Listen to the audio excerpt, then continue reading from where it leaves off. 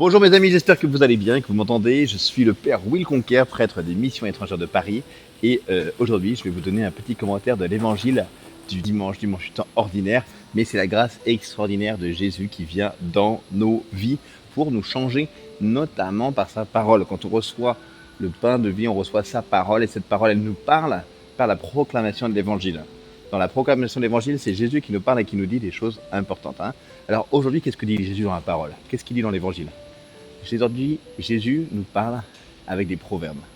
Alors, moi je suis en Martinique depuis seulement une semaine, mais j'en ai entendu des proverbes. J'en ai entendu.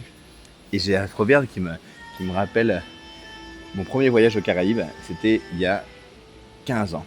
Et j'étais avec des avocats et on allait en Haïti pour défendre les personnes victimes d'un massacre à Raboto. Et c'était difficile. C'était difficile parce que la justice ne semblait pas venir. Et on était désespérés. Et il y en a un qui a dit piti piti, oiseau fait nichli. En créole haïtien, ça veut dire petit à petit, on va y arriver quoi. L'oiseau fait son nid. Et là, on voit dans l'évangile aujourd'hui, Jésus il cite un proverbe, il dit est-ce qu'on ne vend pas un moineau pour 2 sous? Est-ce que on n'enchaîne pas les phrases comme ça de la sagesse de Jésus? Et Jésus, il nous parle dans notre sagesse. Il veut que dans notre culture, sa sagesse soit reçue. Il veut que les proverbes de l'ancien temps reçus dans le livre des proverbes, dans la Bible, il y a tout un livre qu'avec des proverbes. Et il veut que ça devienne la sagesse divine. Il veut que en fait, l'intelligence de Dieu qui a créé le ciel et la terre avec une vision, avec un projet, avec une intelligence, ça devienne la nôtre. Et donc il divinise notre sagesse. Notre sagesse, en fait, c'est pas nous qui sommes intelligents, mais on a reçu cette sagesse de Dieu.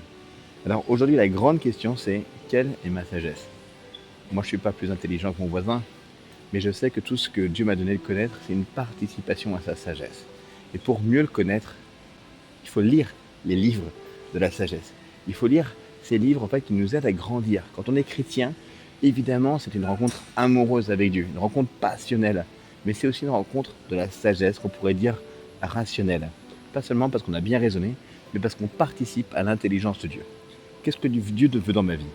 Qu'est-ce que Dieu veut pour mon pays? Qu'est-ce que Dieu veut pour la Martinique? Ça, et mes amis, il va falloir creuser et se dire qu'en fait la réponse elle va venir aussi de nous si on participe à l'intelligence de Dieu. Donc étudions sa parole aujourd'hui. On se penche sur cet évangile et on regarde comment est-ce que la sagesse de Dieu, eh bien, elle entre dans ma vie pour que je puisse être transformé et arrêter de mener une vie qui est totalement irrationnelle.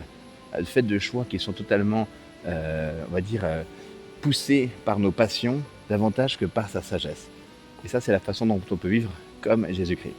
Donc, les amis, que le Seigneur vous protège et vous garde. Je m'arrête là et je vous dis merci pour l'accueil en Martinique et je vous dis, j'espère, à très bientôt. Ciao, ciao!